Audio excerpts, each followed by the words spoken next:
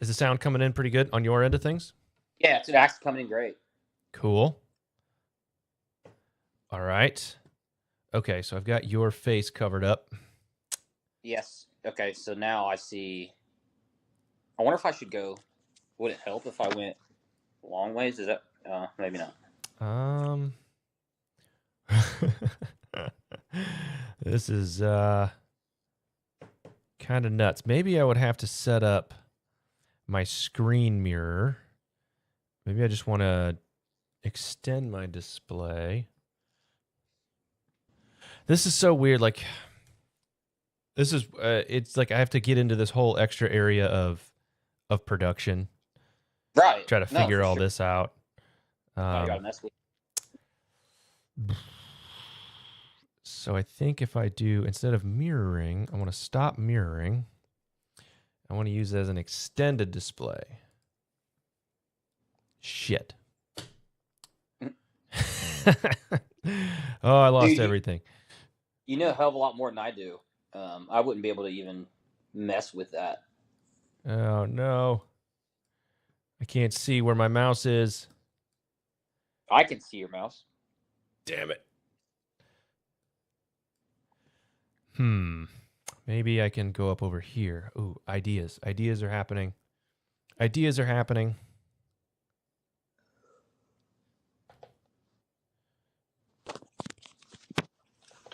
How's the book? Mobile for a minute. Try to check on Norman. He's out at Mom's, running around the pool.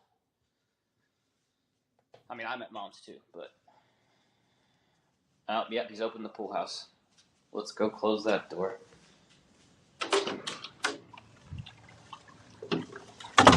What are you doing? You chasing after the pool vacuum? Goofy dog. Oh, you were looking for food in here, weren't you? I'm not cooking chicken on the grill until tonight, buddy. I'm going to have to do... Let me do this. And goofed that up pretty good. Oh, yeah, here we go. Are you coming in? Okay, come on.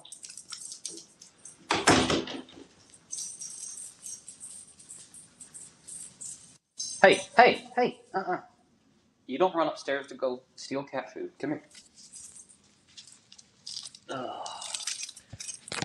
Put you on this while I'm busy.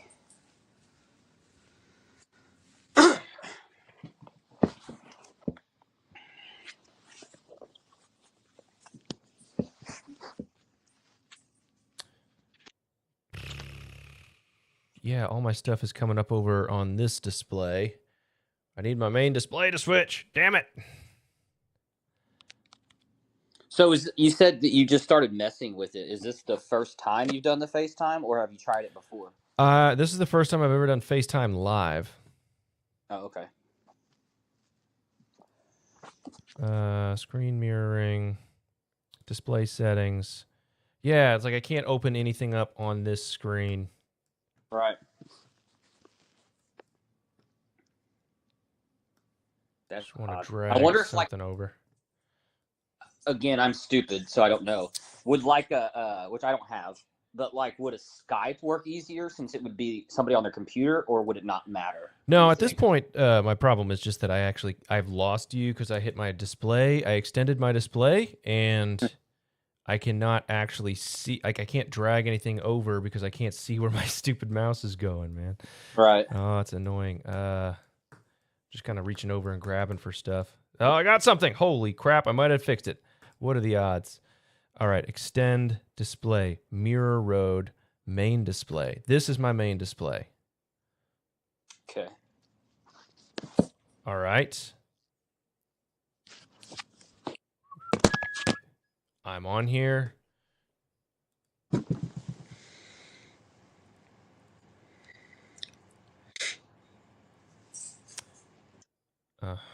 Okay, all right. And now I can put you.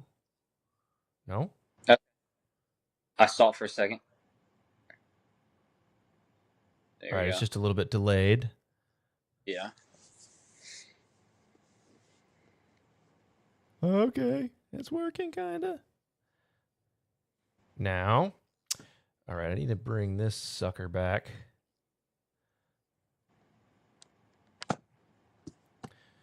How's the book coming? Good. I actually just talked to the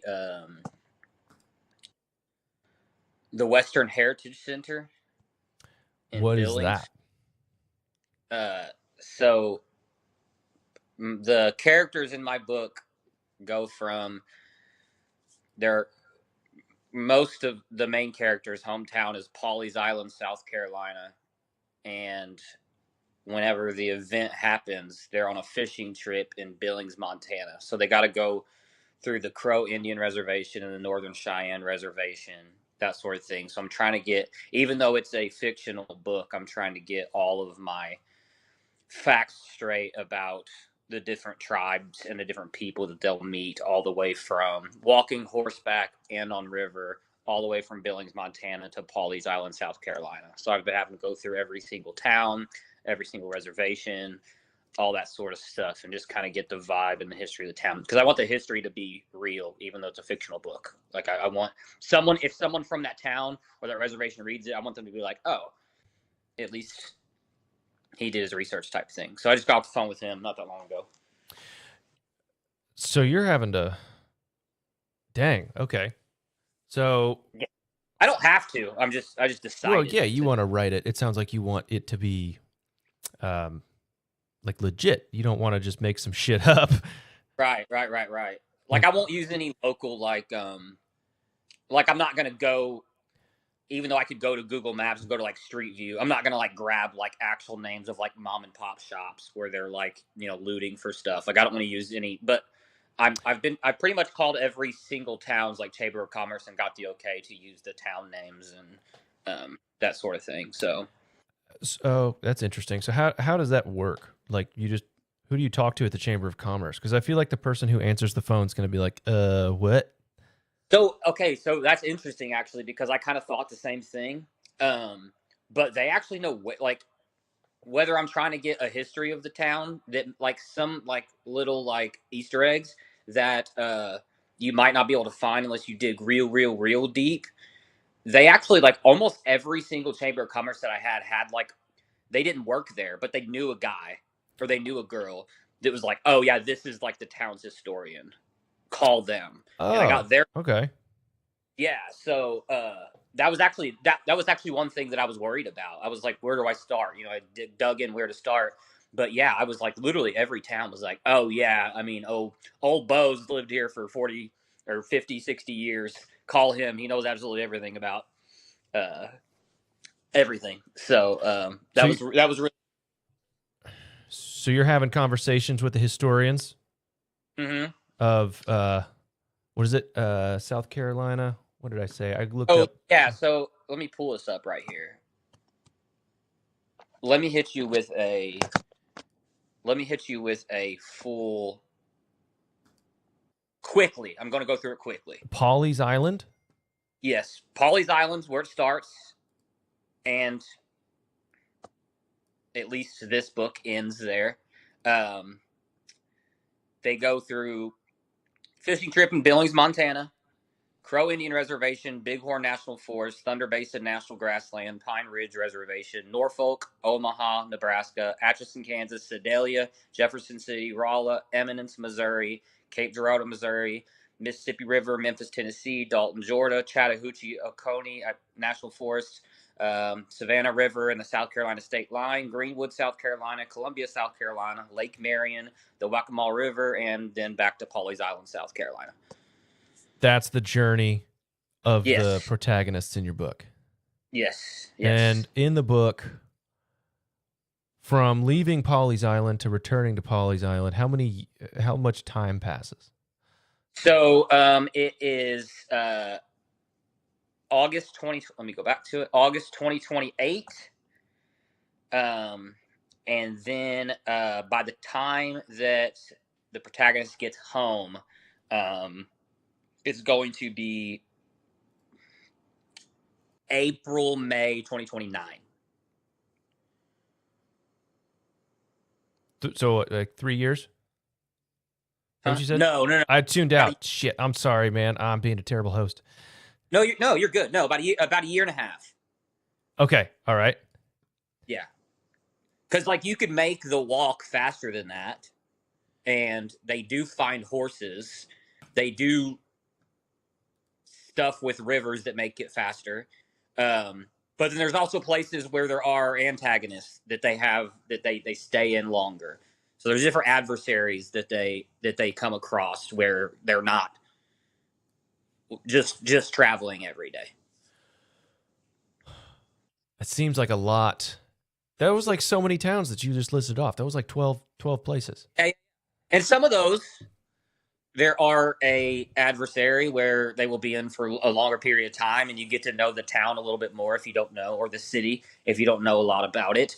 But there are like little places that there's just character development and them searching for, they need water, they need food, they need all the things that you need to live. So there are just little bitty little places that they might go through where they're just searching for stuff, and something might happen, something might not. Um, so again, though, and I think I told you this, is yes, I love the show Walking Dead, but I don't want it to be just about the zombies and adversaries. I want the character development and stuff of the characters on this hard journey. Starts in June. Got to go through, got to go through the hot summer, and then got to go through a winter. I want it to be a lot about that with zombies involved and adversaries involved. It's more about a journey than focusing necessarily on the bad people. And now there will be, to make it cool, there will be times where that stuff comes up and that sort of thing. But it's more about I need to get home. I need to get home to my family type thing, and it's going to be a long journey. So That it seems like. All right, I don't even know where to begin. How long have you been working on this project? So, whenever I talked to different publishers, it started in my hometown of Poplar Bluff. Mm-hmm. All of the main characters were based off of real people in my life, all the main characters. And so when I talked to people about that, when they read, this is the 5th time I've written it. Now, most of those I rewrote myself because I got to the beginning and I got to the end, and then I was like, I could do that better. And it's easier, in my opinion, to not just go change stuff in the middle. It's like, all right, clean slate, let's start this over. But when I talked to them, and especially after my stepfather died, I was trying to figure out a way, because he died of a heart attack. Mm-hmm. I was trying to figure out a way to write that, like, because his character was him. Should I write the heart attack in, or should I have it be, something gory or something like that? And I was like, it just didn't feel right. I talked to them, and they said, someone will publish this, but it's too close to your heart. You're not going to want to kill certain characters because of certain things. You're not going to want to do this. You're not going to do that. So that was the hardest part, was going back and being like, okay, let's get this completely same story. I want to tell the same story, but different places and made up characters. Even though you come to love the characters, it doesn't. It's easier to do something. It's easier to kill someone off. It's easier to do that sort of thing whenever, you love the character, because you write every character in the book has 2 to 5 paragraphs of their story and what they look like and how they act and their sort of, what they would act on, what they would do, which that grows over time. People become different in a world like that. But it's just a lot easier when you just make up the characters. Even though I made up names, they were still people in my life that I was basing the book off of. So it sounded like you were trying to create a vivid fictional story while incorporating some nonfiction into it, I guess. So you're trying to make a fictional story for your friends. Right. So, and that was the thing too, is it was just, it was actually almost, and I didn't know this because it was the first time I ever tried to write a book. I didn't understand that that was kind of the easy way out, was to already have all of these like faces that you already knew, and and already know how they act and all this other stuff, to just be like, I'm just gonna change their names and that'll be it. Yeah, it was kind of the easy way out. Someone said that someone would publish it, but they said it'll definitely be published if you do this way, and kind of get yourself and your mind away from the story. Don't be so. I don't remember the word they used, but yeah. What did you feel when they told you that? Actually glad, because I was having those like writer's block types of things, like, oh, like these are really bad people. Someone has to die for the better of the novel, for the better of the story. Like, it makes sense, because you'll have grief and you'll have anger, and people are changing because of the grief that they go through and because of the anger they go through. And it was like I was having a hard time picking. Like, I'm like, this dude's gonna be pissed off at me because I picked him to be the one that did. You know what I mean? So, yeah. So, like, a little happy, because I was going through like that writer's block where it was like, I don't know who to choose. Like, So, yeah. So, and I enjoy doing it. I enjoy the writing though. So, I was like, okay, but this is the last one. This is 100% the last one. Your last version, your last revision. Yeah. After 5. Yes. Yeah. Yeah. So I probably, to answer your question, I probably started. So what you do, and you might know this, what you do is, and I told you about the paragraphs of the characters. You get all the characters in your book, and then you get all the places. In this instant, you get all the places they're going to be. Now, if you were to watch the movie Alien, you just have like one place, and you don't have to really write a whole bunch. But like, in this instance, you write all the places, so you're not having to think when you're writing about what comes next. So you have like one tab of all the characters, one tab of all the places, and then one tab of all the things that you think will happen. Sometimes you will get another idea, that sort of thing. But after that was done the first time, I started writing the first one probably 18 months to 2 years ago. Yeah. So you mentioned tabs. Who taught you that? Because you said I did not know that. Like, I write a lot, but I don't write fiction. I don't write. I journal. I'm physically putting words down on paper, and I rant a lot. But it's all personal. It's feelings. It's thoughts. In terms of creation, I don't spend a lot of time in that world of making things up and then expanding upon them. You know, it's art in a way. Like, what you're doing is art with words. What I'm doing is just spitting shit out on a piece of paper. So who taught you to do that? Did you write anything before this? No. So funny that you mentioned that. Whenever I first started seeing, I forget what it's called. When I first started seeing my therapist, Mal actually got me like a journal and was like, "You're going to forget so much shit between the next time you see her in 2 weeks. Like, you need to start writing all your feelings down, everything that happened, that sort of thing." So I started doing that too. So I also do that type of writing as well, that I'm just spewing whatever is up here out. My brother Parker taught me. He has. Shout out to Parker. He went to art school. He went to Vancouver Film School, and whenever he's been writing a book for 5 years. Okay. And he just life, like, he just gets little quiet time to like actually kind of sit down and stuff. So he taught me, because I wrote him the first one, and he was like, I said the first one, he's like, "Dude, I like it. I like the story." And I was like, "But," and he was like, "You can tell you just made stuff up on the fly. Like, you gotta, like," he's like, "No, you gotta, like, it's gonna take you like at least a month to 3 months to get all the characters and the places and everything before you even like write anything." Give me an example of something that stood out to him that he picked up on that you made up. Yeah. So on the first one, it was, let me think the best example they had.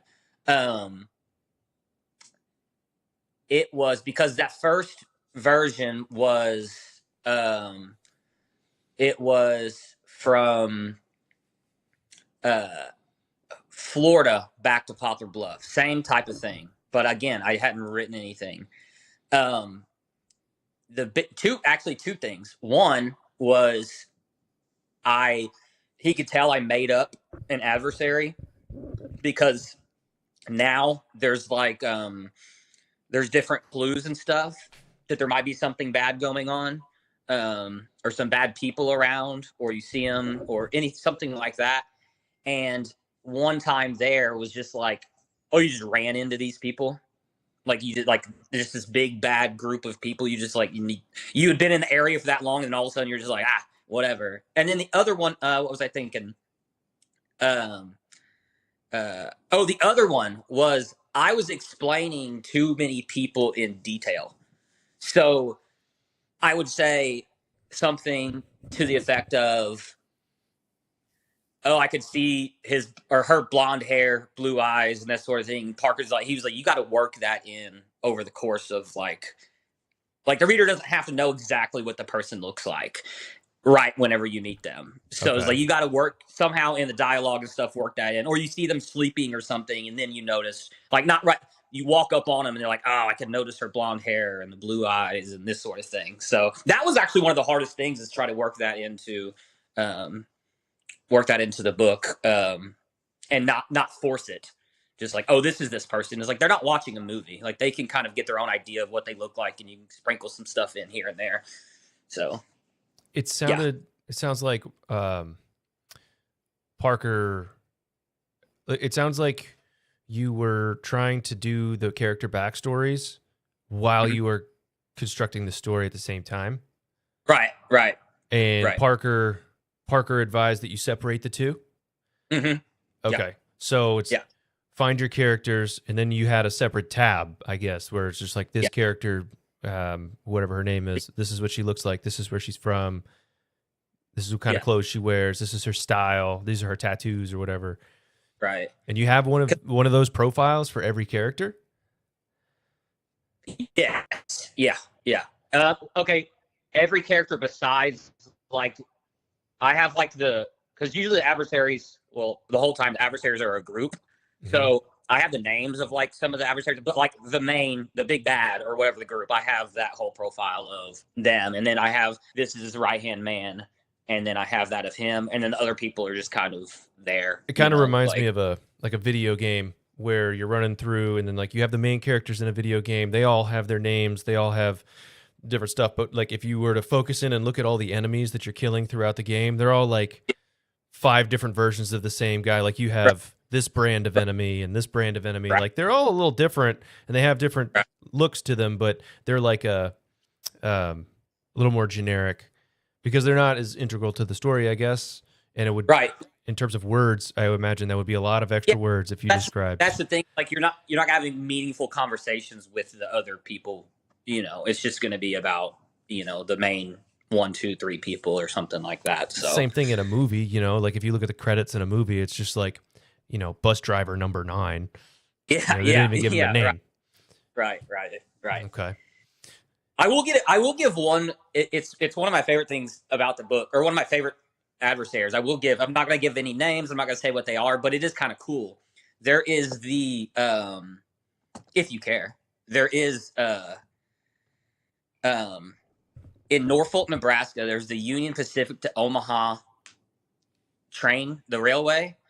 And they're adversaries, but they're not bad, but they transport people to where they need to go. Like people that are on their way. Our group fights with them, but that's what they're doing. And they're kind of bad about it, but they're like pretty much doing like human trafficking in an apocalyptic world. They're like, like they'll get people home for a price. They need food, they need water, that sort of thing. But they're also trafficking whatever you could think of, whether it be humans or goods or anything, to bigger, powerful people down the railway. Reminds me of like the coyotes, trafficking people across the borders. Yeah. Stuff like that. Okay. Yeah. Very interesting. Yeah. Mm-hmm. I know you've been a Walking Dead fan forever. Like I remember a long time ago hanging out. Yeah. and you were always like, I watched the first season of The Walking Dead. I think I watched part of the second season, but like life got in the way. So I think I was in nursing school at the time. All right. So life got in the way at just the right time to where enough time had passed where I'd forgotten the first season and forgot what happened that I was just like, I don't want to continue it. I would just end up going back to Breaking Bad. Right. But you have always been a huge fan of The Walking Dead. I know that. Yeah. Would you say that was your primary inspiration for the content, or do you have other sources of inspiration for your ideas? So I'd say primary only because it's what got me interested in the genre, because I'd always been a fan. And the people, the characters in that show, the way that you can see them go from where they started to where they get to, the actions that they wouldn't used to be able to do, and the actions that they would do, they do anything.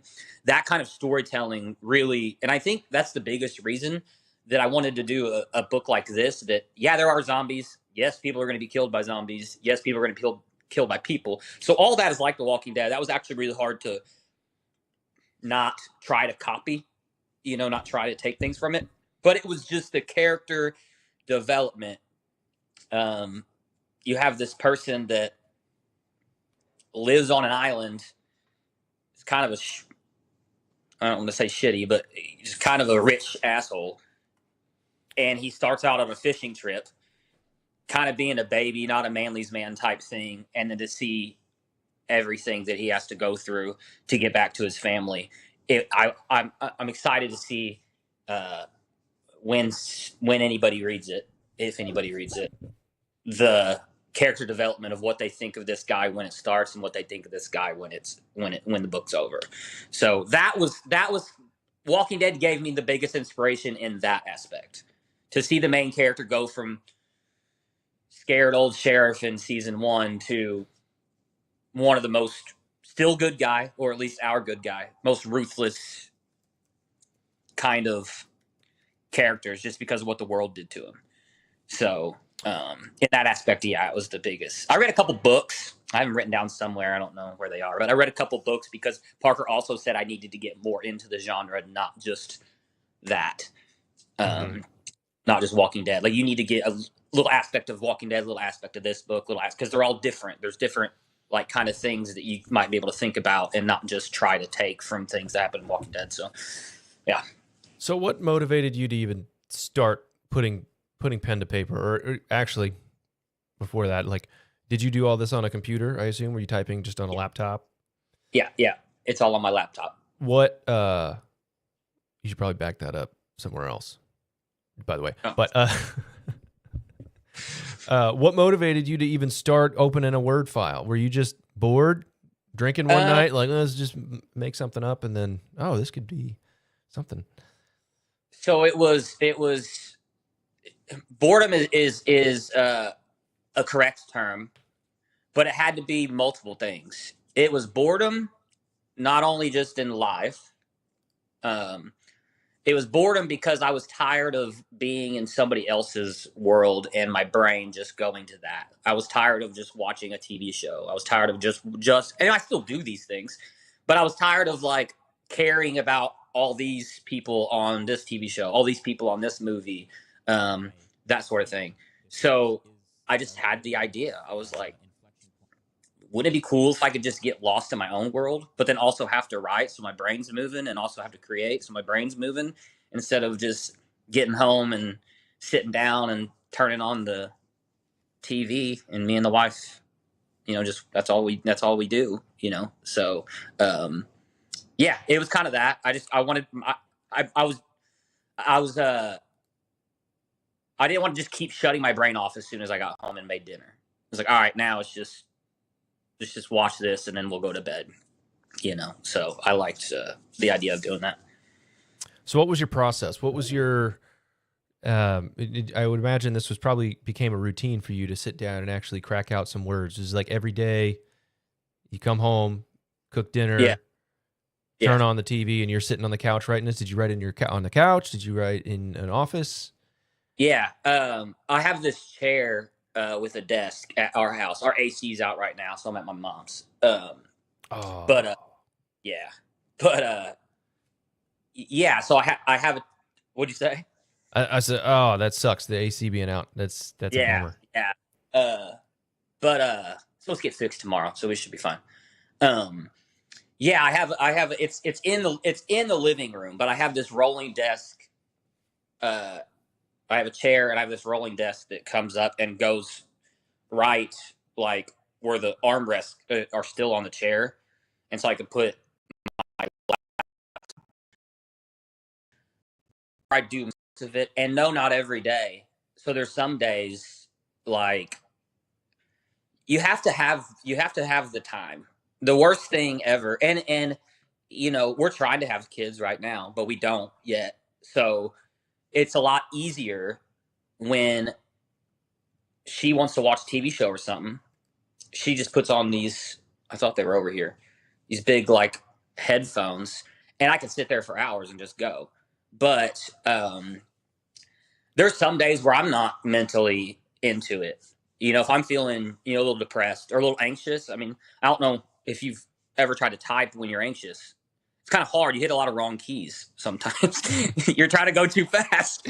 So, yeah. So, I mean, it really just depends on it. But I'd say at least 4 days a week, you know, I'm working on it. Sometimes 7, but at least 4. Yeah. So did you ever run into a time crunch where you like were trying to push through those moments where you're like, I don't feel like writing, but I'm going to write it anyway? Yeah. And that's probably the worst thing you can do. I mean, not the worst, but you don't. If your brain's not into it, fully into it, into the world, into what you're trying to create, then like you go back the next day and you're like, well, I got to rewrite that anyways because that's not really what I wanted, you know, on there. So that's where I found, and that's probably why I've written it 5 times. Because sometimes I had days where I'm like, you should just shut it down, but I'm like, no, but I'm on a roll. Like, let's keep going, and then you keep going, and the next day you're like, all right, let's take out that whole page that you. Well, you say you've written it 5 times. In my brain, that just sounds like, oh my God, you basically wrote 5 books. Mm-hmm. And I think I chunk things together when I write. So when you like rewrote the book, did you have sections of the book where you're like, this one is tight, we're gonna save that here, we're gonna clip that in there, or do you just like new file, new document, Yeah. chapter 1? So I do rewrite the whole thing, but I do. So that's another tab. I do keep what I really did like, and I don't ever copy and paste because every time you do it, you think of a different way to do it. But the bulk of what, like the paragraph or the page that I saved, will be almost the same. So I kind of just have my 2 tabs, you know, split, and I'll be like, yeah, this was cool. I liked this. I liked how I did this, and I'll just kind of I will rewrite it. Like I won't copy and paste, so I will rewrite it. But a lot of that comes from the previous book. Until this one, though, I can't do any of that with this. I have some ideas that I have on a different tab that I had for the other book, but it's complete. They're going completely different places with different characters. What? Okay, hang on. There's another book. Though, because I changed it from the people that I knew to different characters that I made up. Yeah. So you at Oh, least have to write the names and stuff because the names are different, and so different so people. you still have that original Yeah. book? Yeah. Huh. Yeah. The story's mostly this. It's like a remix. Yeah. Yeah. Yeah. Like Yeah. Pretty much. you've got the master copy, Yeah. and it's that's interesting. I like that. I like that. I know that exists. Yeah. Yeah.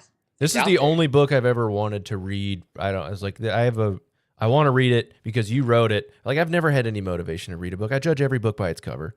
I'm like, fuck Right. that. Don't want to read that. That looks dumb. No one's like, Right. I have ADHD. It's hard for me to get more than a paragraph into a book. Like, unless the first 6 sentences involve like blood, somebody getting murdered, and some drugs, you know, like, Right. unless it's like that, I'm out. So Right. it's really hard to capture my attention with a book, I think. Not that you need to do that, but like I've never really been invested in a book like this because I know that you wrote it, and Right. I don't know anybody else do you know anybody else who's written a book besides, I guess, you know, Parker? Um. So I've never read them, but I guess my neighbor 3 houses down. Do you remember Bill Ladd? Yes. His wife Linda has many books. Yeah, they're all what would be geared toward, like, you can go to the store and get Yeah, them. I think I remember that. Yeah. But I don't know Linda, her personally. no, I guess I wouldn't either, but I've definitely like shook her hand and stuff because she was when we lived in our old house, not the one mom lives in now. They were our next door neighbor, so I've definitely like had conversations with her. But those books are more, I think, would what I would say, men do whatever you want to, but they're more geared toward a female audience, Uh-huh. uh, like love type, like romance novels. There you go, romance novels type thing. Um, so yeah. There's a CRNA that I work with. His wife has written a lot of books. I cannot, oh my gosh. I feel terrible. I don't remember her name. Martin's wife. I think Oh, she's written a who? number of bikes. His name is Martin Vaughn. His wife Oh, has written books. I don't know if she has his last name or not. I met her once, but I don't. I didn't read any of her books. right. I'm not a reader. So the reading came so much later in my life.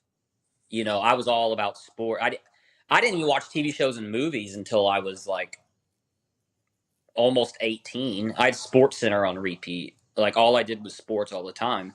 And then when that kind of ended, like my career, like after college, uh, even before I went to college to run, um, I started, reading here and there. And then Mal reads all the time. So like I even have like a Goodreads app now where you set a goal for how many books you're going to read in a year. And it tells you if you're like you're on track or something like that. Like I even have that now, which is weird for me. If I'm by water, I can read all day. Like, but I can't. It's hard for me to sit in the house and read because the noises of the house and there's a TV on upstairs or something like that. Like, I don't know. It's just, I don't know. But if I'm by water, yeah, you can catch me reading. So, Yeah, we went to Florida this last week, and we were by water a lot, but there was no reading. Dude, yeah. just chasing those little ones around. How was the vacation? Have fun? Where'd you go in Florida? We went to scenic Highway 30A. We stayed in a village, a little subdivision down there called Prominence, and we had it's like a newly developed subdivision, has a bunch of townhouses, like triple. It's like not a condominium. No, what do they call it? I guess it's a townhouse with 3 units per Yeah. house. Pretty big neighborhood there. That community is kind of interesting. They like allow golf carts to be driven on the road. I didn't like that.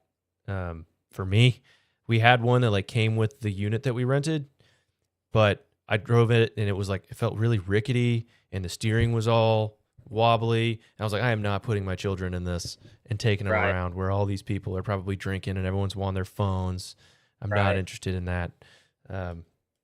It seems like there's a lot of those though, because my mom and her friends went to I cannot tell you where it was, but they went to Florida and every like I forget what they stayed in, but every like building, every domicile, I guess if you will, came with a golf cart. That And you might could just drive off the roads and stuff. Yeah. It might have been similar to the one that we were at. If it could have been the same one, even it was a really popular place.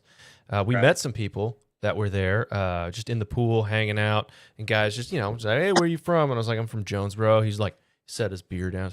Are you serious? I was like, "Yeah." I'm like, "What's?" He's like, "Where are you from?" He's like, "I'm from Sikeston, Missouri." I'm like, "Oh snap, Oh, that's cool." He's like, "And my daughter is going to be starting school in A-State next week. We're coming down to move in." And I was like, "Oh wow. snap." Yeah, they were cool folks. That's cool. That's But cool. yeah, it's like when you go down there, it seems like I've been going down there since I was a kid with my Yeah. family. And I swear, almost every time we went down there, you run into somebody from home, somebody from close enough to Yeah. home, like at least 2 people removed from somebody you know closely. Like, Right. it's kind of Right. strange. I guess that just Yeah. shows you how popular the place is. Right. And for good reason, too, because it's a beautiful beach. Yeah. Well, I guess we went to the Smokies just this past like fall. But before that was 2 years before that. And The only beaches I've been to, I went to when Parker was living in LA. I went to Venice Beach. That's a whole different thing, and that was right when marijuana was just legal in California. So that was a wild like sign or a wild scene. Um, when I went to the nationals for track, it was in Virginia Beach. That was cool, but it was really close to a naval base.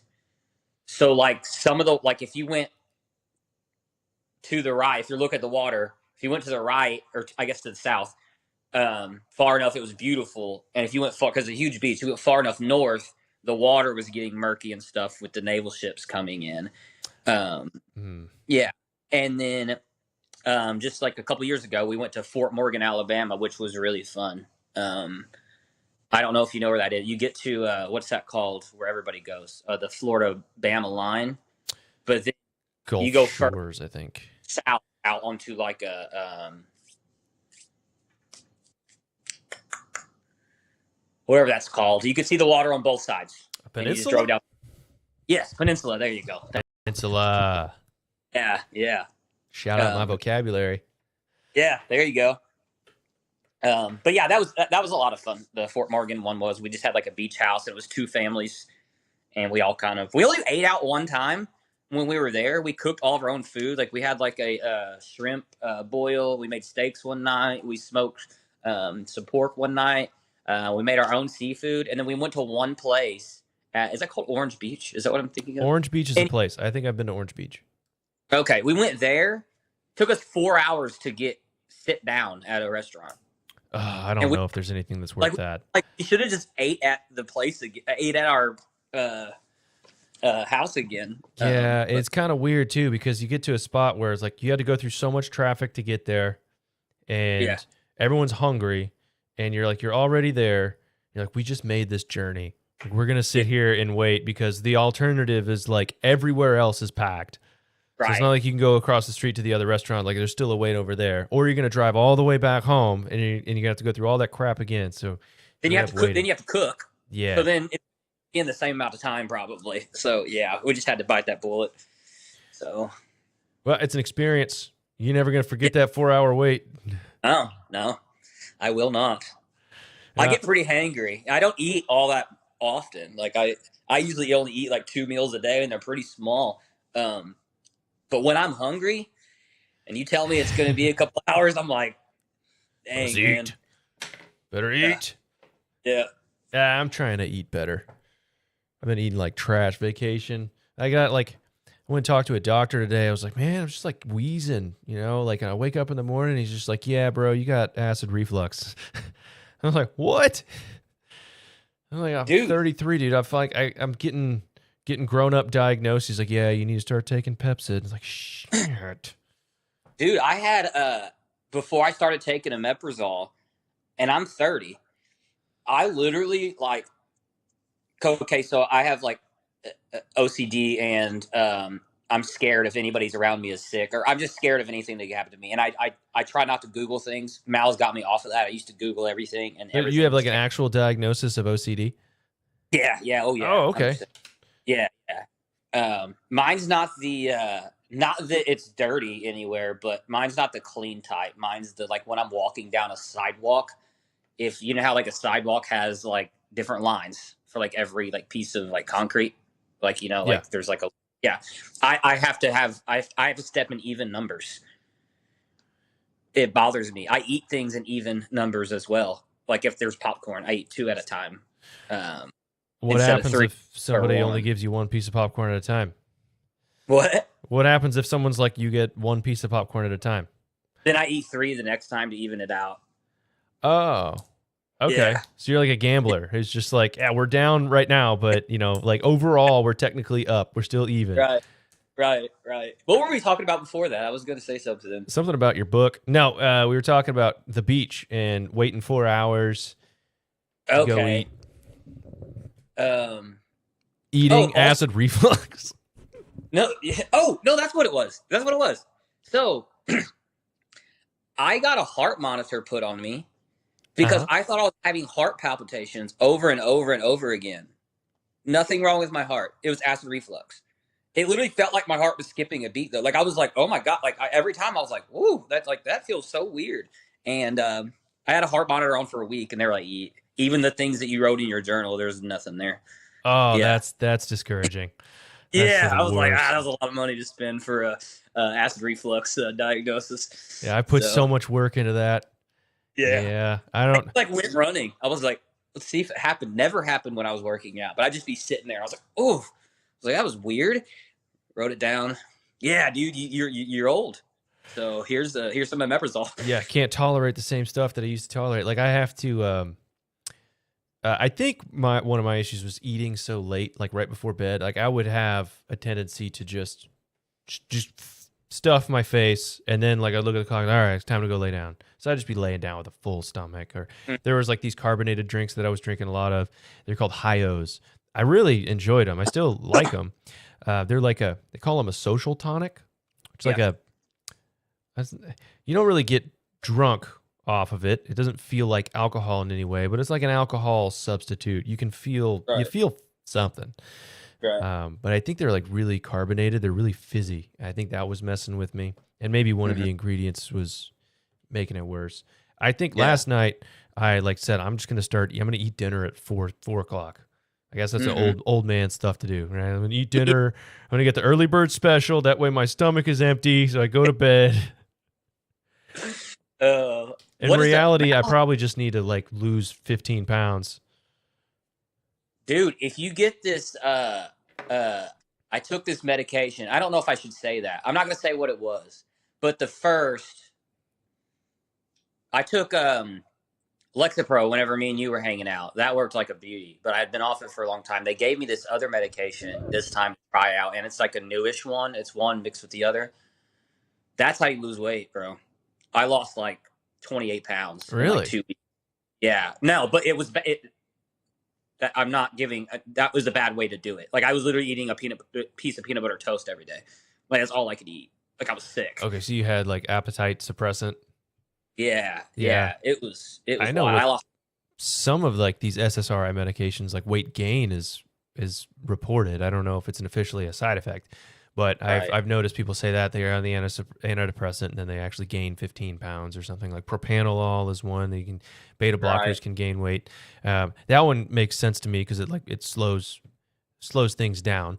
But I don't know that I would have guessed an antidepressant would have done that unless it's I guess it's like a norepinephrine reuptake inhibitor that might work. Well, I can say it was it was because I'm not going to say the name brand because I don't remember it, but it was Wellbutrin mixed with something else, and it's new. Like I remember you telling me about that. Actually, I can't remember the name either. I didn't even have like a script. Like it was the boxes, like almost free samples. Yeah. So that's what it was. I don't remember what it was called, but. Well, did the medication work for you otherwise? No, because I get so anxious whenever I'm sick. I was sick the whole time. Okay. So maybe for the depression, but for the anxiety. So did it give you like nausea? Yeah. Okay. Well, that's interesting. Yeah. That would suck. It's like, I feel fine, but I can't stop throwing up. I can only eat peanut butter toast. Right. Which that was just like the biggest thing that I was like, this might not make me sick, and it's got protein in it, so I need to eat. So I just kept going to peanut butter toast because I was like, I couldn't even think about eating meat at that time because I felt so nauseous. So I was like, bread and peanut butter, you can do that, right? So you didn't try to power through. How long were you on it? About 2 weeks. That's about, they say 2 to 3 weeks. Usually, I would think that some side effects like that should subside. Though, like it wasn't like I was just nauseous. Like I was just getting sick after taking it. Yeah, but again, that's just a me story. That's not anybody else's story. That's if your doctor prescribes it, they what do they say? The good outweighs the bad. That's why they prescribed it. So even if you do have side effects, then try to push through, like you said. Yeah, I think the idea is to find the dose of the medication that has the most tolerable amount of side effects, that works for you in most cases. I know, like with Right. ADHD medication, that's the case. Like you want the minimal effective dose with minimal or most tolerable side effects. And I Yeah. read somewhere as ADD magazine, they said that like most people, there's this idea with ADHD medications that you build this tolerance. So people are afraid to get on them because uh, eventually you're just going to have to go up on your dose and up and up and up. And then you get maxed out and then the medicine just doesn't work anymore. Right. That's largely, well, according to ADD magazine, was not true. Most people find an appropriate dose, they can stay on that dose for the rest of their life. And if the dose isn't working, it's not necessarily because the medicine doesn't work. It's just that there's something else wrong, right? You're Right. underslept. You're going through something in your life. You're going through a hard time. There's a lot of reasons somebody can have ADHD symptoms. That's one thing that I have never been diagnosed with, and I don't. It's a little different, and I might be miss. I might not know exactly like what the definition is because I don't have. That's the thing. Like when my therapist asked me like things like for my like depression, anxiety, like that sort of thing. Asked me, there's like a whole list of questions I have to ask. Like, how many times have you felt this? Like every day, most days, less than half, whatever. And one that is one hold on. One that is I always say absolutely not to the hold on, my wife is calling me. Give me a second. Oh, that's okay. Okay. Well, that's Bailey Davidson, everybody. I'm going to text my wife while I'm at it. Let's see.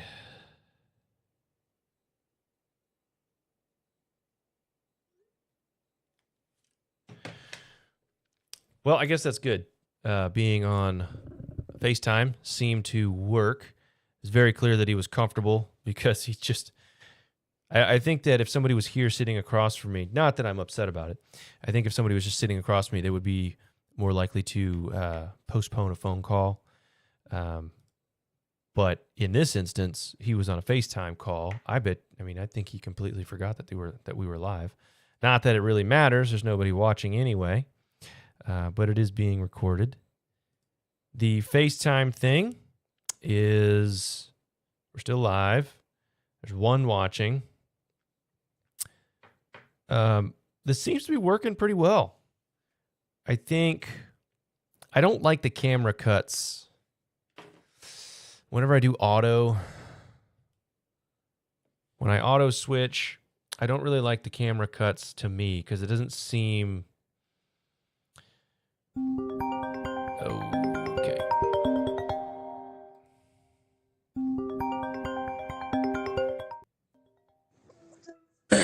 Hello. Hello. Sorry, I had to make sure the chicken was thawing out enough to cook tonight. So all good, man. All good. Yeah, the ADHD thing. So that was one question she always asked me that never is and I say never, I don't know if it's true, but I know there's so many different things with like ADHD and ADD and stuff like that. But it's like focusing on things. And I don't know what the actual like thing is because my thing is if you give me a task or if I'm on a task, almost nothing can distract me. But if I don't have a task, then I'm just going back and forth to everything that's going on, and then I can't focus on anything because they're talking, that sort of thing. So I don't know what the actual like thing is with those sort of, I guess disorders. Yeah, but so. I've learned a lot about ADHD over the last couple of years. I was diagnosed whenever I was 28, I believe, when I got a diagnosis. And then I was medicated shortly after getting the diagnosis. And the more I learned about it, the more I like looked back in how these sort of symptoms, that checkbox, that list that you described, Right. In a doctor's office, I was 28. So it was hard for me to analyze 28 years worth of data in my brain to see how often that affected me, and maybe not a full 28 years, right? Maybe my memory didn't start until like age 4, but still, like whenever the longer I sat with it and the more I learned about it, the more like memories would pop up in my brain where it's just like, oh, that symptom did show up whenever I was like working out in the shop with my dad. That symptom did show up there, or whenever I was in school. Like I remember in 4th grade, dude.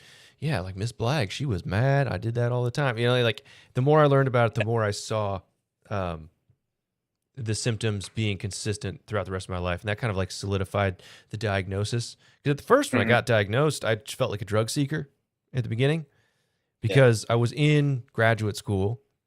I was literally looking for help in the form of medication. So in a way, I literally was drug seeking, but and my brain was telling me that you look like that guy who's strung out, who is wearing a Miller Lite t-shirt with holes in it and who's sniffing his and he's like, "Hey doc, I just need, just a little something for my ADHD." Like that's what my brain told me I was. Yeah. Instead of my brain telling myself that like, "Hey, I'm a married college, not postgraduate. I guess I was in graduate school. I'm married. I have a life. I have a lot of things together. I have a professional degree. I'm on track to getting another professional degree, and I'm struggling with focus in certain areas. I have this list of symptoms that, when I think back on it, have affected me all through my life. And then now that I think on it at age 28, my coping mechanisms that got me through the first 28 years don't seem to fit in as well in my new role as a husband and my new role as a student and graduate student. When you're a kid and you have ADHD, a lot of kids have successful ADHD coping mechanisms, and they can go very far. You run into issues whenever life happens, and it's like, oh, well, now you're married, so now your ADHD coping mechanism of complete control of your environment is no longer useful because you have a spouse that you need to take care of. So you have a choice. You can either continue to try to control everything and do what worked and sacrifice your marriage, potentially, or you could, seek other ways of getting help with that. And medication is a major factor, but it wasn't the only thing. Having a counselor was a big deal. Having that second voice, open perspective, that voice that I was paying money to, that I was paying money. I was paying this guy to call me on my bull crap. So whenever he did hit me with you're not thinking about that straight. Like, let me tell you about this. Right. My instinct, like if that was my friend saying that, I'd be like, if you can go somewhere. But I'm like, I was forced to sit there. I was like, fine. I'm paying you $1,000. Okay. Yeah. What? All right. That makes sense. Thanks, Heath. So having some skin in the game in the counseling helped. I just heard like the floor just shook. I don't know if we had an earthquake or somebody just shut a door. I think you are pretty that big. There's been a lot of earthquakes down there lately. Not down near you, but in between me and you. Oh man, Henry's about to pop in. I'm gonna have to cut this one short. Yeah. Well, not very short. We've been going for an hour. Yeah, I know, right? Let's do it again. Yes, we will do it again. Good talk, man. I appreciate you helping me with this, getting the FaceTime thing going, and then we'll try to get you down again in person because I think it's going to be even more fun.